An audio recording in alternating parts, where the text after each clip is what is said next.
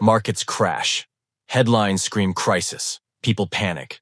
But a small group of investors quietly see these moments as golden opportunities. For me, the difference between panic and profit came down to one single idea, a principle that Warren Buffett once shared, which I'll reveal later in this video. Over the last 100 days, that idea changed not just how I invested, but how I thought about money altogether. Stick with me, because once you understand it, you'll never look at market fear the same way again. Before I dive in, a quick note. What I'm sharing is for education only. This is not financial advice. I'm sharing the lessons and perspective that worked for me, so you can take the principles and apply them in your own way. When the pandemic first hit, my portfolio felt like quicksand.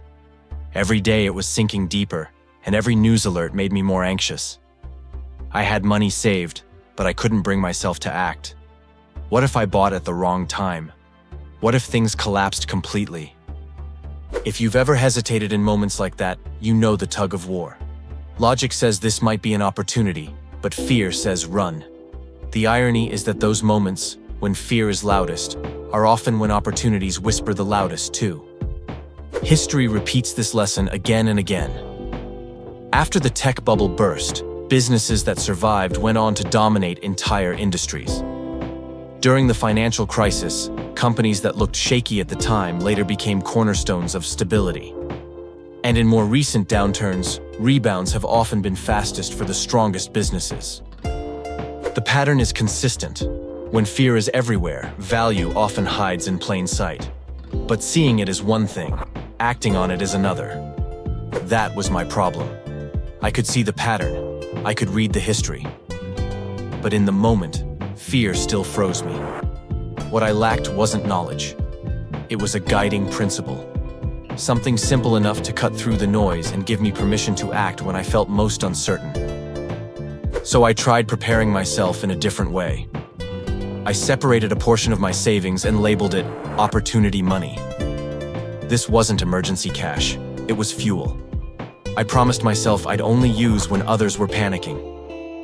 I also wrote down a short checklist. Instead of asking, "Do I feel safe right now?" I asked, "Does this company or fund have a strong foundation? Is the fear temporary, not permanent? Will it still matter in 5 or 10 years?" These 2 steps gave me structure. But structure alone didn't give me courage. I was still missing something. The spark that would turn preparation into action. And that's when I finally came across Buffett's words. He said, "Cash combined with courage in a time of crisis is priceless." It hit me like a thunderclap.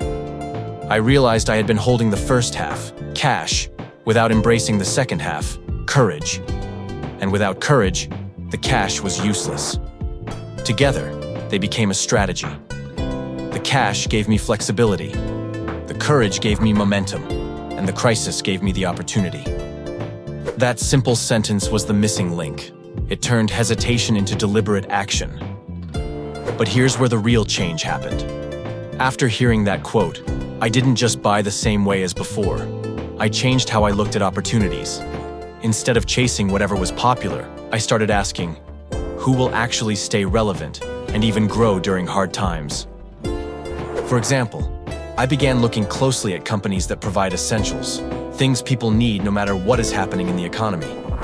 Businesses that sell everyday products, or companies providing services, people can't easily cut back on. While the market treated them like they were doomed, I started to see them as the backbone of recovery. Another shift was in how I thought about technology. Instead of looking at flashy startups, I studied companies that were quietly becoming infrastructure for the modern world. During the crisis, when people stayed at home, these businesses didn't disappear. They became more important.